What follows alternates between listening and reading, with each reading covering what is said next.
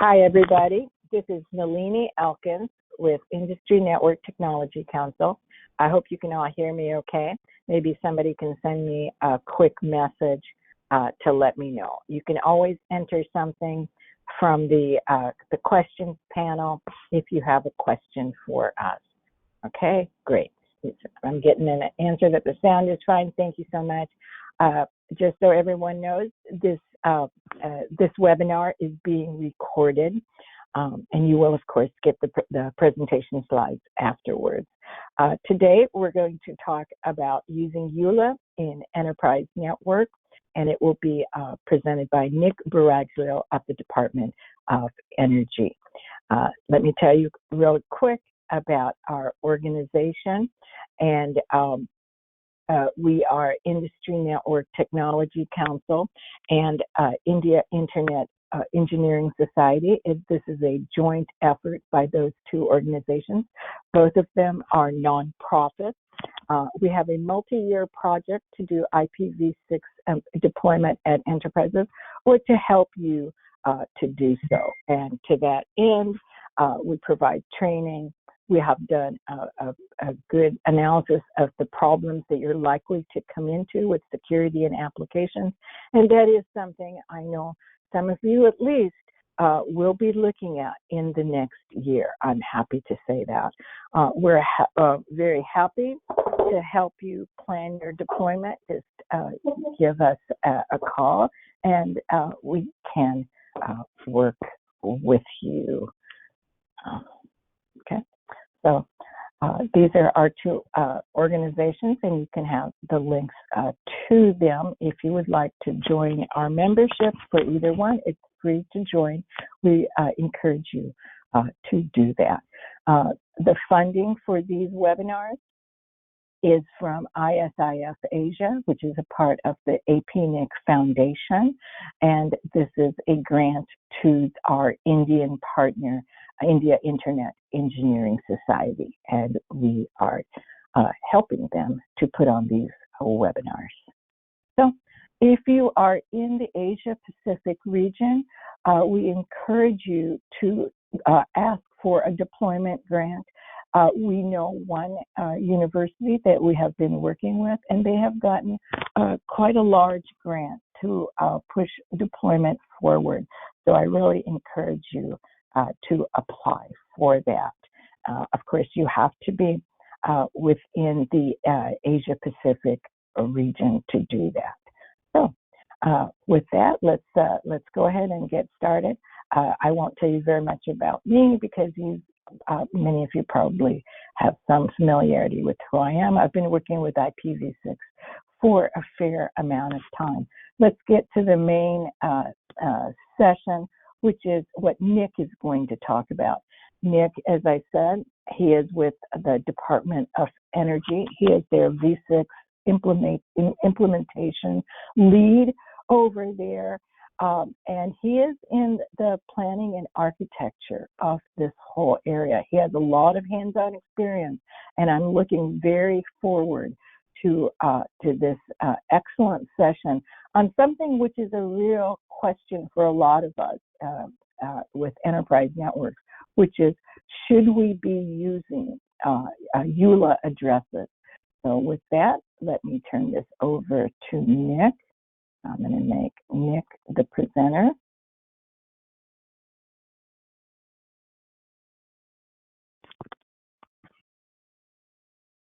So Nick, if you'll share your screen, we'll be ready to go. There you go. There we go. Everyone see my screen okay? Yes, we see your screen just fine. So I'm going to go ahead and go on mute then. All right, we're ready to go then. So as was mentioned, we're going to talk about unique local addressing, or ULA, ULA in IPv6 enterprise networks, but we're going to go through a little bit of detail about what it is, how it works, and that is really going to inform, I think, a decision that each individual organization sort of needs to make. So, as mentioned, I've been doing this for quite a while. working primarily in service provider and very, very large networks since around 97. I started experimenting with IPv6 really as soon as I discovered that it existed, which was around 2002. Started playing with tunnels and 3FFE addresses, and of course I had the ever-present Cisco 7200 that was one of the only devices you could get a software load for that did that did the things that you needed to do V6, all in software. At that point, it was a software-based router. So that's really kind of how I got my start in it. And I really just jumped in with both feet. I've taught IPv6 workshops around the United States, taken me to all the fun places like Alaska and Hawaii and things like that, teaching those workshops. And as also mentioned, I'm the implementation co-lead for the U.S. Department of Energy's IPv6-only initiative, which is a big part of the OMB, the Office of Budget and Management's mandate to move everything to IPv6 only. Within the federal government, each agency handles their own implementation, and I happen to be working on the one with the DOE with a great team of people. I've been active in the IETF, so I'm familiar with the standards for both V6, and I also do a little bit of piddling around in the spring workshop. But that's enough about me. This is really kind of why you're here, I suspect. So we're gonna talk about what unique local addressing is, and we're going to start with how it's defined by RFC 4193. So we're going to talk a lot about the RFCs in here because they really sort of inform how implementations happen or don't, depending on how they're written, which is by design, right? They're standards documents. So I'm not going to read all of this, but this is directly from copied out of RFC 4193. And it basically says, that ULA is an IPv6 unicast address format that's globally unique, so it shouldn't be the same as anybody else's, but it's intended for local communication. They're called ULA, and they're abbreviated in this document as local IPv6 addresses. I'm going to probably interchange that terminology a little bit as well. So when I say local v6 or ULA or unique local addressing or ULA, I'm talking about the same thing. Important point, they're not really expected to be routable on the global internet. And we're gonna talk a little bit about that in further slides and why there's some assumptions made about them because of that. More importantly, they're routable inside of an organization, and they may be routable between a limited set of sites, right? So if you think like extranet connectivity between two partner businesses, that is routable. These address blocks could be routable in that way, but that you should never see them within the default free zone or the DFZ in the wild on the internet. They should never be there. They started so I guess a precursor to ULA was what was called site local addressing, and it was defined in RFC 1884. Had some similar use cases. I'm not going to dwell too much on this other than to say that we're going to call back to this slide further on down the deck as we sort of try to understand EULA and its implementation. And the important thing here is that remnants of site local still exist in configuration files and within Microsoft operating systems, even though it's deprecated. Now, this RFC was written like 20 years ago. So keep that in the back of your mind as we sort of discuss implementations and how things work, like the time between when this was a valid block of addresses, FEC 0::10, site local, and today, which now ULA is sort of the technology that supersedes this. So as I said, it's deprecated. Site local is deprecated, and it was replaced with something else out of the FC 00::7 block. And this is had a lot of the same use cases. It was a little better defined for use in private networks as defined in RFC 4193.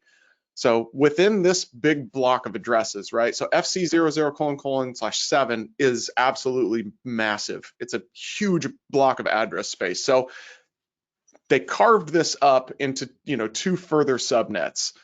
FC00::/8, which is the first half, it doesn't really have any clear definition of what it's to be used for.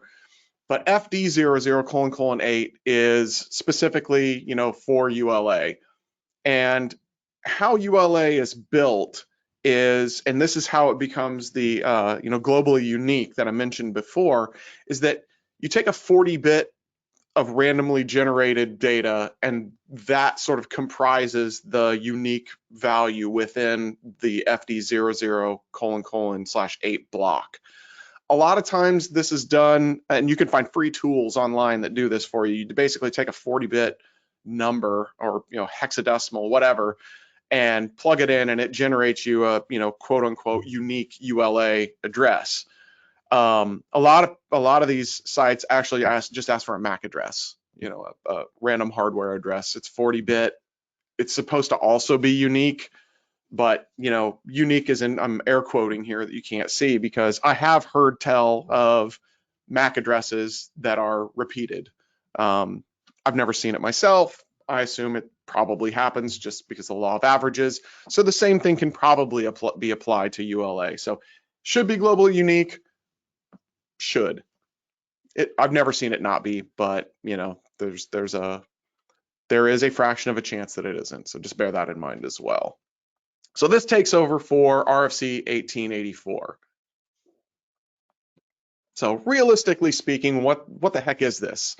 So it's a unique prefix allocated from the reserve block FC00::7. But more importantly, the bold emphasis here is important, right? It's a depreference block of IPv6 addresses meant for local communication inside of your network boundary. So depreferenced is really important, and that's often glazed over and hand waved around because not a lot of folks have actually done work with this to see what it means to run in a production environment in a really robust and complex way. You see little CPE devices that you can buy for your home broadband that will, if you don't get a prefix delegation from your provider, they'll give you they'll generate a ULA prefix and hand it to your local network, but you're never going to use it, right? And I'm going to talk about that sort of at length here coming up, right? So it's a depreference block. Remember the word depreference. That's really important here when it comes to ULA. Now, what it isn't, I think this is probably more important than what it is, right? As it was designed, and if you think back to a handful of slides ago, this is private address space used for local communication. The first thing people think of is, oh, this is just a replacement for my 10net addresses, right? I don't have to deal with any kind of global addressing or anything. I'll just generate ULA, I'll throw it in there, and it'll be exactly the same as my RFC 1918, my RFC 6598, my RFC 5737, whatever private address block I've chosen to use. But that isn't what it is, right? It's not a mechanism for replicating those behaviors, because remember that word that I mentioned on this slide, depreferenced? That makes it very different. And this is something that we'll talk a little bit more about. V6 has this notion of different address schemes. And that is really sort of the crux of the thing that you need to be very mindful of when you're dealing with ULA. So because of that depreferencing, ULA is not really a good solution for dual stacking a network. Now, when I learned V6, granted, this was 20 years ago, right, when I started playing around with this, it wasn't this way. But at some point, I can't remember the exact date, but there was an active decision made that IPv6, if available, would be preferred over IPv4 in a host stack. So I've got a Windows machine or a Linux machine or a Mac or whatever it is, and I have an IPv4 address and an IPv6 address, right? Really standard dual stack networking. This is the way most IPv6 networks are built, and probably the way most of them will continue to be built. In that scenario, if the V6 address is a ULA address, it will never be used. You will never use IPv6. It will always prefer IPv4, which makes it a poor solution for dual stacking a network because it's sort of counter to the way most people have learned how v6 should work. Right, wrong, or indifferent, that is the expected behavior. And expected behavior is really important when it comes to dealing with things like support tickets and user expectations and quality of experience for that matter. When you have something that happens that isn't expected, that degrades the quality of experience. It causes support tickets, which causes, more operational overhead, and by, transitive property, more operational expenditure, right? So I also thought I should mention, there's two little asterisks there. Not a mechanism for replicating RFC 1918. That's based off the IETF's intention of it, and also the operating system's preferences. That was a very deliberate technical decision that was made to depreference it. So why isn't it an analog for RFC 1918? We started talking about this, but I think that we need to dive a little bit deeper into the technical guts of how it's different to understand why it's different. So a standard operating system, Windows, Linux, Mac, your iPhone, your Android phone, whatever, they all treat IPv4 space equally, right? There's, a global address, that's routed within the DFZ, the default free zone, and there's an RFC 1918 address or a CGN address. They're treated with equal weight within the operating system. If it has a v4 address, that's what it will use. There's no different versions of it by default. So that's a key difference between v4 and v6 that's often sort of overlooked. We talk about how there's going to be a bunch of different addresses in v6 and you should expect to have more than one. And that's really a lot of times that's all that's said about it. But as soon as you introduce ULA, you have to take a lot of care because, like I said, operating systems will simply ignore its existence in the presence of v4 unless you have some very intentional customization that requires a notable amount of operational overhead. So you have to put thought, care, and effort into using ULA, and that's ongoing, right? So you have to make sure that these changes that you're making to, use ULA because it's depreferenced, if you want to preference it higher, and I'll talk about that a little bit in a second too, you have to take a lot of care in making sure that that's always the case, or consistency will suffer, right? And also, as I mentioned, it's based on 40-bit randomization. There's always a chance it can overlap. It's a pretty small chance, but it is there, right? It should be low risk, but it should be on your risk register. And again, so the other thing that I should mention is that back in a few slides ago, we talked about generating this random, block of addresses for ULA using a MAC address or whatever. By default, that generated address block is a /48. It's only a /48. There's some quirky things you can do with bit shifting and stuff like that, but it's probably more effort than you want to put in.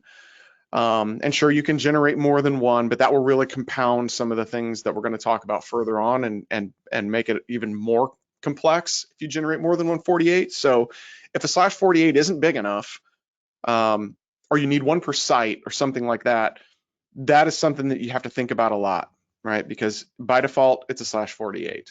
And that sort of goes back to, the history of, address blocks, and, it dates this RFC a little bit, because /48 was the default you would get from, let's say, Aaron, if you went as an enterprise to get an address block.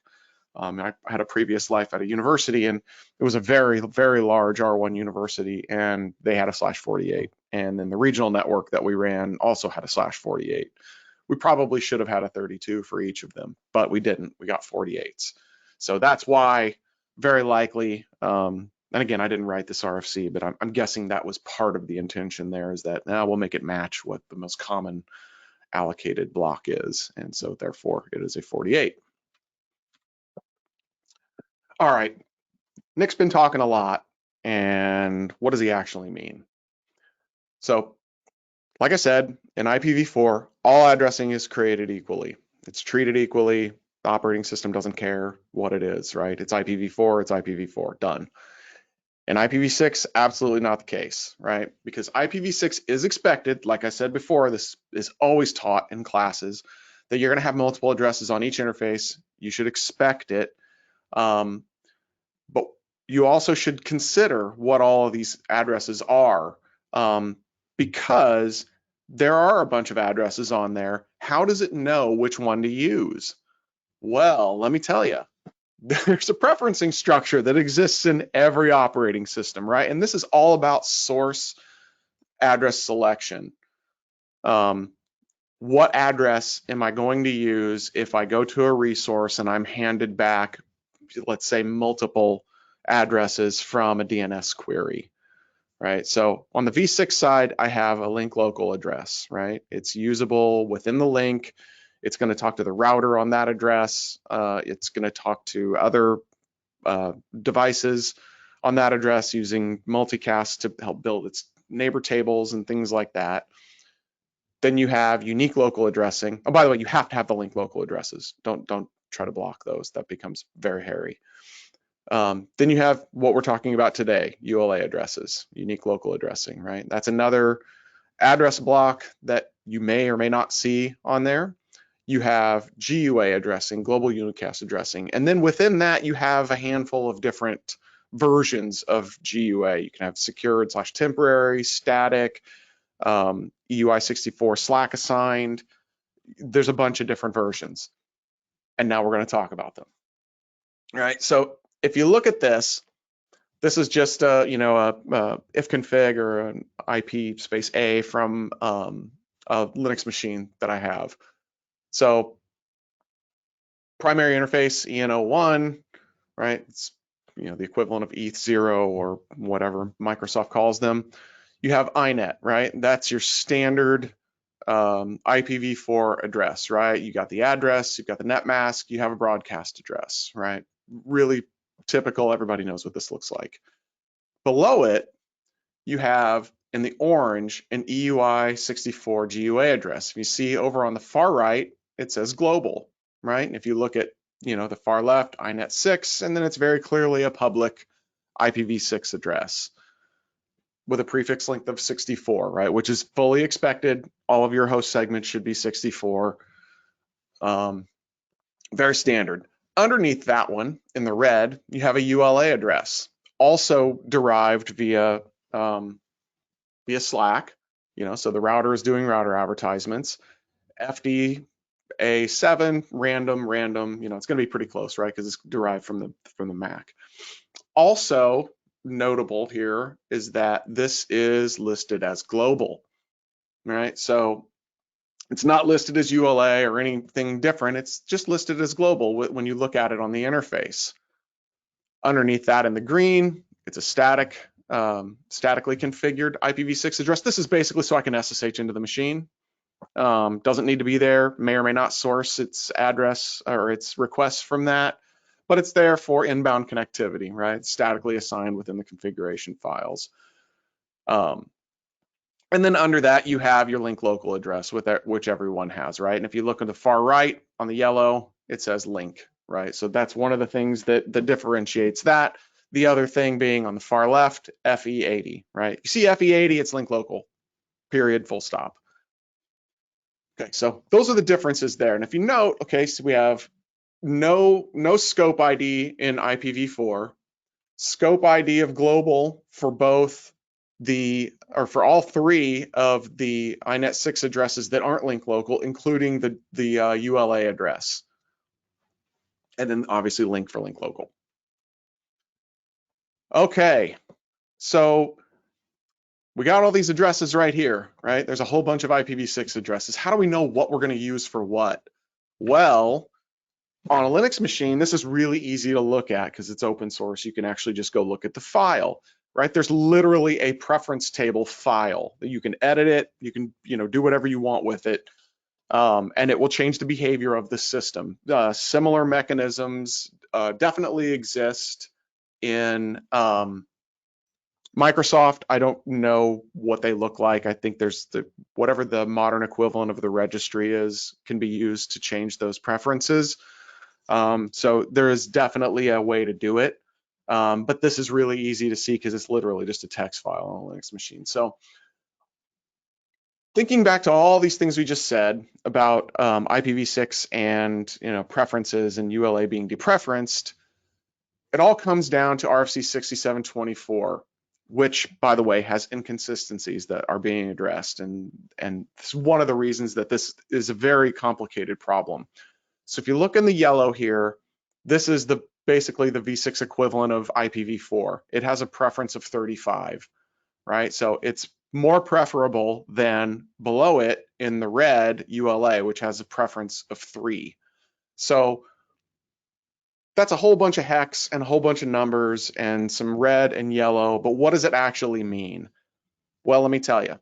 It means that if you have a host that has that ULA address and it has an IPv4 address, and you make a query for a resource that has both IPv6 and IPv4, it'll just use v4. It won't ever use v6. And I have a diagram coming up that sort of explains this workflow a little bit better to sort of visualize it. But the root of the problem is that if you have IPv4 and you're using ULA, you'll just won't ever use ULA. So you'll just continue to use v4, and there's really no point in having ULA v6 at that point, unless you have things that are only ULA. As we talked about, address selection is the key here, right? And it's a complicated process because of the way that IPv6 is structured and the differences between it and IPv4, and also expectations, right? To further complicate things, you have RFC 6724, which I mentioned has some other inconsistencies in wording in later sections, particularly I believe it's section 10.6. Since ULAs are defined to have a /48 site prefix, an implementation might choose to add such a row automatically on a machine with a ULA. I added that emphasis to the word might, but the word might is really important here, because what that means is that no one is required to make any changes to their implementation of v6 to accomplish that. And by the way, no one has. There's no automatic way to do this. You can't set a flag within a router advertisement. You can't do anything like that. There's no automatic way to change this preference. It's very manual, unless you have a full stack automation team that can do these things on all your systems. It just is very laborious to do. The might is what makes that, if it said must instead of might, then implementations would be different, but it doesn't. It says might. They might choose to do it and they might not choose to do it. So here's the workflow I was just talking about. All right, so bottom left here, client desktop, got an IPv4 address and ULA IPv6 address. Makes a query up to the DNS resolver in light red here. Says, I want to know what the address is for intranet.company.com because I need to get into the intranet, so I have to do my expense report or whatever. DNS resolver says, sure, no problem. The address for intranet.company.com is 10.254.254.222 as an A record and a quad A record of FD68 cafe:1, which is a ULA address. Great. I'm going to make the request, says the client desktop here in the bottom left. I'd like to talk to intranet.company.com, but I'm going to ask for it on 10.2.100.254 because you know what? I have an incorrect. I just realized there's a typo there. I'm not going to ask for that address because that doesn't make sense. I'm going to ask for it on its actual address, which is 10.254.254.222. And it's going to respond, sure, here is my content delivered from this correct address here. So the typo is sort of just misleading a little bit there in the address block. But the point is that it's going to ask for it on v4 because v4 has a higher preference and it has both v4 and v6. If it had only v6, it would just answer, I only have a quad A record, so I'm going to ask for it as, FD68 Cafe 1, and it'll happily respond that way. But if it has both, it won't ever use that IPv6 address. Apologies for that typo. Okay, so I sort of alluded to this earlier. There are some functional, but I am going to say, largely unsupportable solutions. There are ways to change this default behavior. Like I said, Linux just has a text file that you can edit. Most of this stuff is controlled by a programming structure called getOutterInfo. If you can get at that, you can make the changes. If you have a preference file you can edit, great, you can do that. You got to do it on every box, or you won't have consistent behavior, or you have to just be okay with inconsistencies. And we try to do that a little bit. I discovered a lot of this behavior when I was messing around with things in a lab, and so I was like, oh, I can just make these changes and whatever. But it becomes problematic to scale this very quickly, especially when you have diverse multifunctional organizations. So you have, you got a bunch of different things. Your art department may use all Macs, your IT department might use all Linux, everybody else might use Windows. It doesn't matter, right? Everybody's got certain things that aren't the same. And so as soon as that's introduced, it becomes very difficult to sort of impose this consistency that there is no good way to manipulate. And really what it does is it makes an additional impediment to operations where implementing V6 is probably already hard, right? It's a big undertaking for many enterprises, and it's not something that is going to be sort of set and forget either, right? You have to constantly make sure that upgrades don't change these preferences and things like that. So that's worth keeping in mind. More importantly, though, it's functionally impossible for many systems to have this adjusted, right? So think about your iPad or your door controllers or your power controller systems or any of your operational technology systems that might have compliance requirements that you're unable to change because of those compliance requirements. Or if you have guest or partner equipment that you don't have access to, or, and I know we all have this, legacy equipment that maybe barely does IPv4, SCADA systems.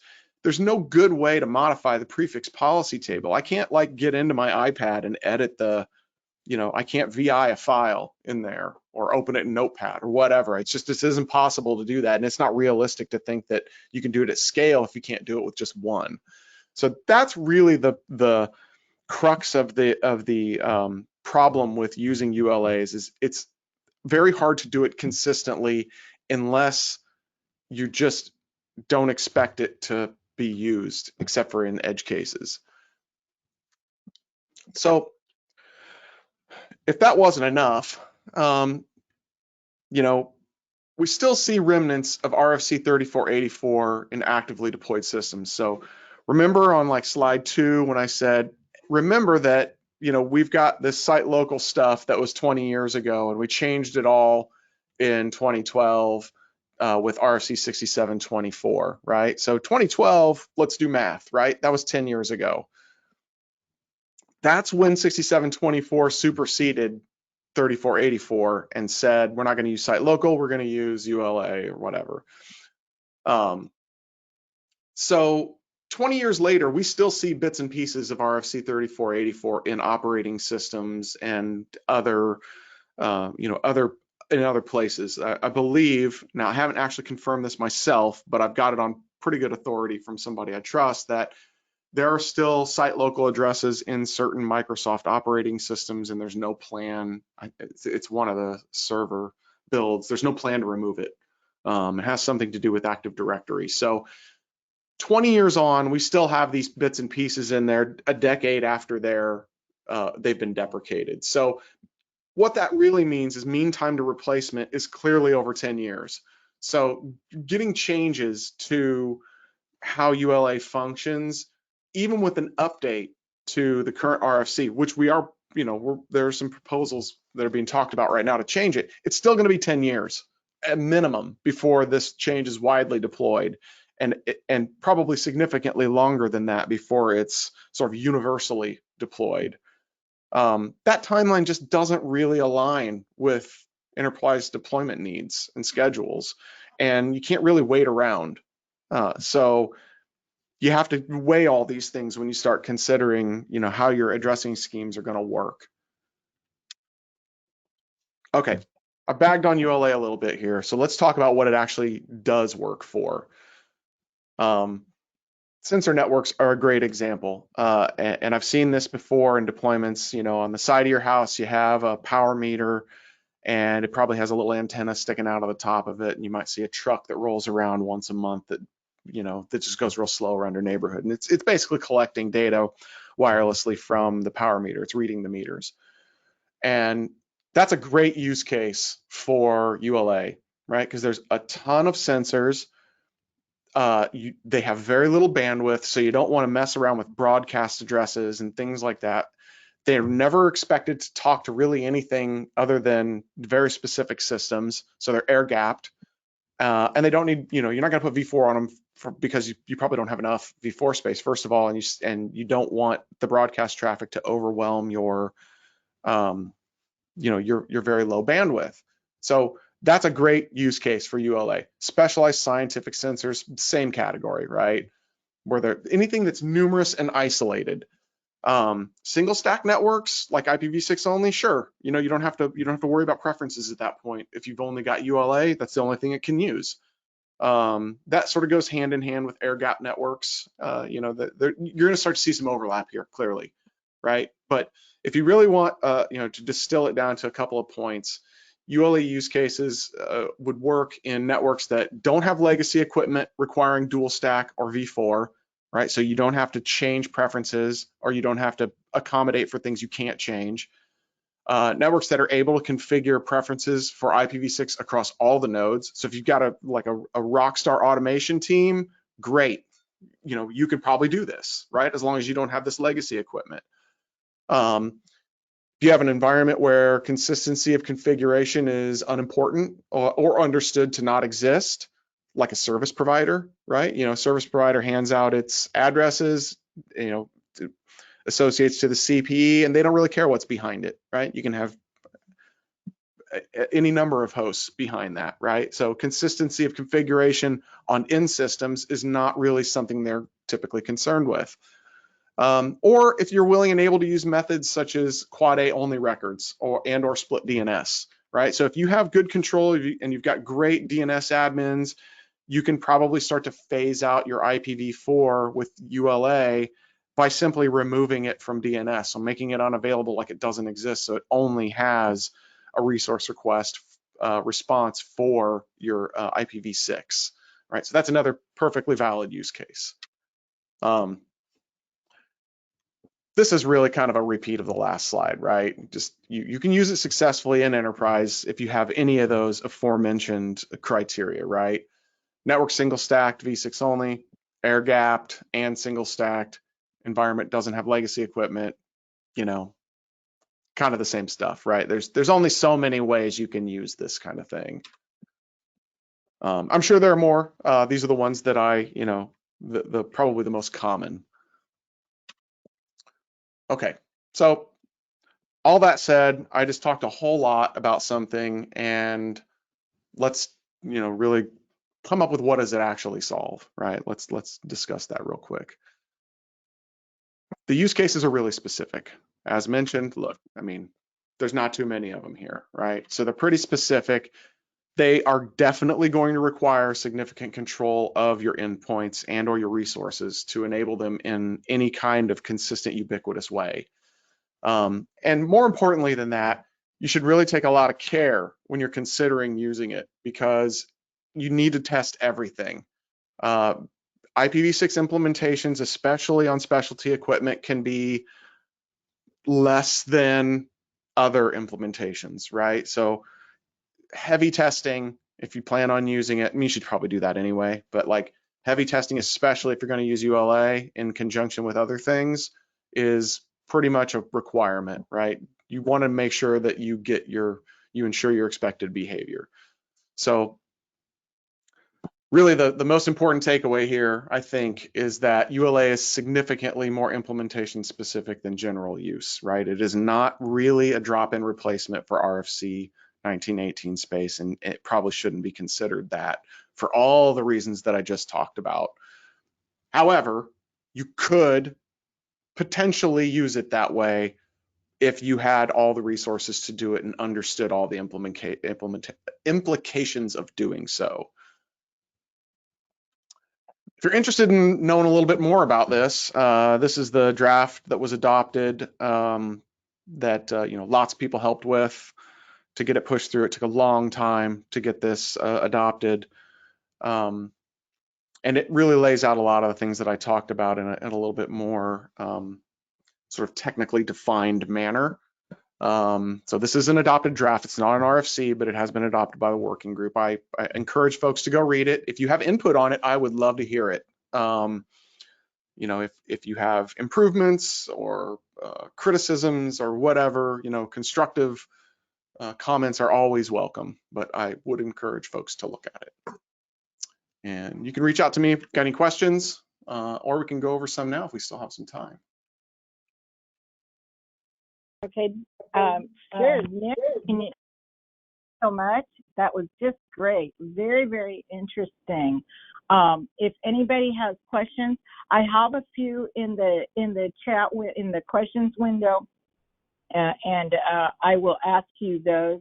But I have one question, which is one of the things that I have seen, which seemed to me like a pretty good use of ULA, which you had mentioned also, is if you're using split DNS, what I have seen people do is use ULA for their internal DNS. What is your thought on that? Yeah, that's a perfectly valid use case. As long as the internal DNS doesn't really need any type of external connectivity, or it has a mechanism for being recursive in other ways, that's a very reasonable and supportable deployment methodology. I've used split DNS for many years for other things. It's well traveled. It doesn't really, the nice thing about it is it doesn't necessarily matter that it's V4 or V6. It's just a split view of your DNS system. So totally valid use case in my mind. Yeah, perfect. And so I've got a number more questions. Of course I do, and I'm surprised that Mike doesn't have a lot more. But I've got one. Go ahead, Mike. Yeah. So you shut me off whenever you want. The most important thing I got to say is how great this presentation from Nick was. It was very hands-on, real world, and yet covered all the theory and stuff. Nick, that was just absolutely great. Thank you. And for those of us at enterprises, this is exactly the way we need to hear things. What it's actually operating like in the real world, and some of the issues that we're going to face if and when we choose to deploy it. So just thank you. Now, a couple dumb questions would be, if we do get brave and go after this text file, it seemed to me, did you avoid using the GAF on the systems that I deal with? It's gaf.conf, and you didn't say that. Is there a reason that you didn't name the file? And maybe I shouldn't have. I don't know. No reason. I just didn't put it in there. I think on the Debian-based systems, which I'm more familiar with, it's gai.conf. I can't remember what it is. It might be gaf.conf on the Red Hat derived systems. The other thing that I'm not sure of is the prevalence of it on commercial Unix platforms like Solaris and AIX and some of the other Oracle Linux and things like that. I think Oracle Linux is Red Hat based, but the commercial platforms I'm very unfamiliar with in this regard. So there may be easy ways to do it there, or there may be no way to do it there, depending on what the platform is. But I didn't. There was no reason I didn't mention that. I just didn't put it in. No, that's a good message. Yeah, most of the ones that I've run into, it is gai.conf, but your message is it may not always be. So, be careful and watch out, which has kind of been your tone throughout. and only do this if it's isolated or if you can handle it through automation, because we may have hundreds or thousands or tens of thousands of nodes, and take into consideration what it would take to do that consistently. And I think you also mentioned updates and changes and patches, and these things get reset by those types of things. And so just know what you're undertaking there, I guess would be the prompt or the comment. And the real question I had in that space is that you mentioned if you do that, there is operational overhead associated with it if you make those changes.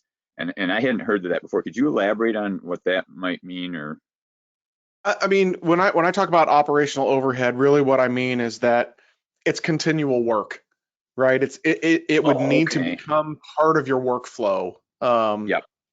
And so I'll withdraw the question that I misunderstood. I thought you meant like there'd be extra cycles on your servers, that kind of thing. So that isn't what you're saying. No. Like people time, operational expenditure of people resources. All right, and I'm gonna squeeze in just one more, and then Nalini can gong me or hook me or whatever.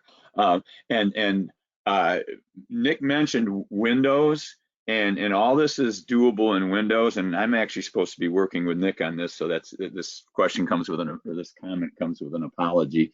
But Windows does have the prefix policy table, and there are some NetSH commands that you can use in either the CMD or in PowerShell, and they actually work pretty well. And I'm going to try to work more with Nick, because I know Windows is big in all the enterprises and stuff like that. So we'll have more on that, and the fact that we don't right now is my fault more than anyone. But anyway, fantastic stuff, Nick, and I'll shut up for now. Nalini, back to your questions. Thanks, Mike. So before I get to my questions, which I have a million of course, there are some questions from the user community here, or the attendees. One is, it's a little difficult to see, is like, I believe Google Cloud is using ULA. They've announced some new IPv6 support. Are you familiar with that? It's not clear, exactly how they're using it. Can you speak on that, or are you familiar with it? I have not seen that used in Google Cloud. I have heard rumors of other cloud platforms that have tried to avoid using EULA. But I don't know for sure about Google Cloud. I know that they had limited V6 support for the longest time. And I guess if they're going to implement it, they're just going to implement everything. But I haven't personally seen that. Well, yes. Anyway, that's a whole different question, and some of the stuff that we're starting to test also. We will have them speak also. I mean, the cloud, the V6 support on all the cloud platforms appears to be unique to implementation specific. That's how I'll put it, which is they've all chosen to do it their own way, which is interesting. That has been my observation as well. No. So and of course, as we get into doing extension header testing, which is what we will actually do at the hackathon.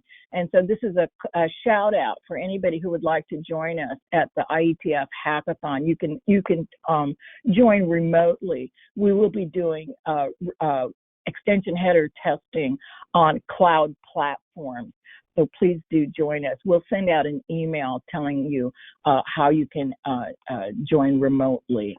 So another question I had, one of the things that I've always wanted to test is, okay, so it's not quote unquote supposed to leave the boundary, but how is that enforced? Do you know, is it at the router level? Are you supposed to firewall? Is it you know what I mean? You understand my question, Nick? Yep. How is that actually? Yeah. Go ahead. So that's enforced by policy, and it should be enforced in both directions. So I think of this the exact same way I think of both RFC 1918 and just typical BGP, good manners. You only announce the resources that you want your ISP to carry, and your ISP in turn filters everything that they're not supposed to get from you. In practice, that's really kind of it's a best practice, but it isn't necessarily a rule anywhere, right? It'll get filtered somewhere up the stack. Within the DFC, someone will have a filter, but if you look back at any of the route leaks that have happened in the last 2 or 3 years, you can see that the implementation of filters is not necessarily global at this point. So you basically filter it at your router. You can do it in a number of ways, right? I recommend belt and suspenders, right? You create policy that specifically doesn't have anything you don't want announced in it, and then you also create ACLs. Yeah, this is what I thought too, is like, because I'm just thinking, is like, what is actually to prevent me from bringing up a server on the internet, which has a EULA address, and then actually going out to it? I suppose, I'm going to test that. Can you think of why that wouldn't work? Yeah, there'll be no route for it within the global table. So you can create, I've done this before where I just have like ULA addresses configured on systems that also have GUA addresses, and the ULA just never reaches past the network boundary because the upstream carriers don't have any knowledge of it. So you can definitely configure it on things in the cloud, like you can just add it as an address on a Linux machine in DigitalOcean or whatever, but you won't be able to reach it because they'll filter it. They're not going to understand how to carry that address block anywhere. So I suppose if I did, I think I'm just thinking it's like if I put up a bunch of free routers or something like that, if I created my own route, something like that, I might be able to do it. No, that's very good. I'm just thinking this out as to, because the reason I asked too is, as you talked about route leaks, I'm telling you, we have discovered so many things, so many bugs, things which are quote unquote supposed to work this way, but as we all know, there's no protocol police. And sometimes it's all like whatever some router vendor or firewall vendor chooses to implement, right? Yep, that's exactly right. And in the case of, the global table, the BGP default free zone, there should be safeguards in, so there's some services that do what's called bogon filtering, and you could subscribe to these in a number of ways, and they basically will filter out, they'll give you a list of these are things I should never see from another BGP peer, and if I see them, just black hole them or block them or whatever. Implementations are all different, but ULA space is definitely in the what's called the bogon list for IPv6. So they should be filtered within the default free zone. In most large carrier, I'm going to say pretty much all tier ones should do this. It's where you start getting into the smaller regional ISPs that maybe don't have the most robust filtering tools or even the knowledge to do it, that you might run into places that will actually just take whatever routes you hand them and then happily pass them up the chain to all their peers. Yeah. No, that's very, very interesting. I'll tell you, is like where I've seen EULA used for DNS actually was last time when I was in London, and I was on the right network. It was of course it was in the right region, but the provider was giving me a EULA for the DNS. Because of course I took a packet trace. I'm like, what is this EULA being used for?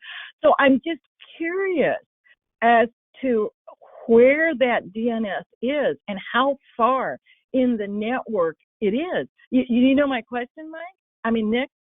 Sorry. Yeah, I'm talking to both of you guys. Yeah. Yeah, so I mean, they can use that internally, no problem. The issue will arise when that machine needs to talk to its peer and upstream DNS system. So if it's just a caching resolver, it'll have to have the list of other DNS servers to build its cache from, and it'll need to be able to reach those somehow. So if it only has EULA, they're doing one of two things probably with it. They're handing you a ULA address to your client, and they're either doing a v6 NAT to some other address that has global connectivity, or that machine has another interface in it with a default route or something that and they're doing some host routing stuff to make it dual homed and available on both. Or they can have it just have ULA on one interface and also GUA, but then the ULA is only listening for DNS queries, and then the GUA is used for building its table. I mean, there's a million different ways that you can slice and dice these v6 addresses, and that's why it gets complicated so quickly, as you know. But yeah, I could see that being done that way. No, that's very, very interesting because it was very curious to see that, and but of course, if they essentially they've got some kind of overlay network, and so if they can control BGP or whatever. I mean, it's their network, right? They can do whatever they want. I forget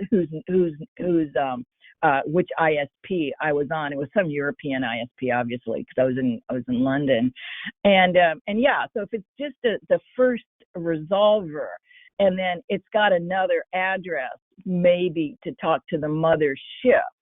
No, that's very interesting. It intrigued me as to how that was going on. So another reason. Another reason they could do that, that I could see, is that you never want to have open resolvers on your network, right? So you don't want to have a resolver that anybody else can query or do reflection attacks from or whatever. By using a ULA address as the recursive answering address on that system, they've essentially air-gapped their recursiveness to that system, and so no one else from outside can use it. So they could be using it as a security mechanism too. No, that's very, very interesting, Nick. I mean, because again, it's as you say, it's not a drop-in replacement for RFC 1918 addresses. Of course, which a lot of people think it is, and it's not, because people feel like, oh my God, thank goodness, site local private addressing is bad. But as you have pointed out, it's not. Particularly if you're dual stacked. Yeah, I mean, it's just another tool in the toolbox, really, right? It's like address translation or whatever, or RFC 1918 space. They're just really specific tools, and you have to make sure that you're using the right tool for the job. And you also need to take care to understand how to use the tool, which is kind of what the point I was trying to make was, like, sure, you can use this, but you have to understand. I mean, you can pound a nail in with the handle end of a screwdriver, but it's probably not the best way to get a nail into a piece of wood, right? That's the analogy I like to make. Yeah, no, perfect. No, that's exactly right, Nick. And it's just the thing with V6, and one of the reasons it can get very overwhelming is that there are so many tools. It's like they've given you so much rope you can hang yourself. And so it's good to kind of, to limit it, say, okay, I'm going to use this mostly. And if I'm in this environment, because otherwise you get overwhelmed by the choices. Yep. And that's why these educational tools that the webinars and, all the V6 education is out there so important, because it is more complicated than RFC 1918 space, and getting people to understand it is the key part of getting it implemented, and pushed out further. Yeah, thank you so much, Nick, and thank you for participating. Well, I wanted to end with one thing that you had said, which is about Active Directory. And actually, we were talking about that just yesterday with someone. And we probably, if you're interested too, you're welcome to join us. We're going to put up an Active Directory and then V6 enable it to see what happens, because many enterprises have Active Directory, and much as I'm not happy with it, it's one of those things, I'm like, oh God, it makes my head hurt. It is very widely used, and I don't believe we understand all the V6 implications. Yeah, that's very timely, and I think I know some folks that would be interested in understanding that a little more too. So, I'd be happy to pass that along. But you're right, testing is key. I mean, I spend an inordinate amount of time in a lab, building things and then seeing how they break. Because I'm a firm believer that until I understand how something breaks, I can't really be successful at fixing it. And then I understand it better because I understand the failure modes. So that can't really be understated. Like, there's a lot of benefit from taking some time and really labbing things up just to see how they work. And I don't know that a lot of folks have the opportunity to do that, but it is pretty important to try. Thank you so much. I could not agree with you more. And what we'll do is, I think once we do that session, we might open it up too. Is like, once we get stuff done, because it's a lot for people to do, is put up all this stuff in the lab. So we might, guys, send me a note if you're interested, because what we might do is start having lab sessions where we have, like we did that with DHCP-v6 and some other things in the past, is we'll just bring it up and whoever wants to join, it'll be kind of like a working session where we can take packet traces also, because to me, it's like, break it or do it in the, take a packet trace, see what's going on. But I think there's so much to learn, so much to do. And I think all of us working together, I think with this, on the edge network side, the enterprise networks, I think we'll make it happen. So on that, we're a little bit over time. So thank you so much, Nick, for participating. Thank you everyone for coming. And now this will be our last webinar for this year. Next year, we will start up again, and we will be doing half security and half IPv6, because that is another thing we've gotten a lot of demand for, is to do things on, the fundamentals of security, TLS, MLS, and all of that stuff. So stay tuned, and thank you all so much. Thanks, everyone.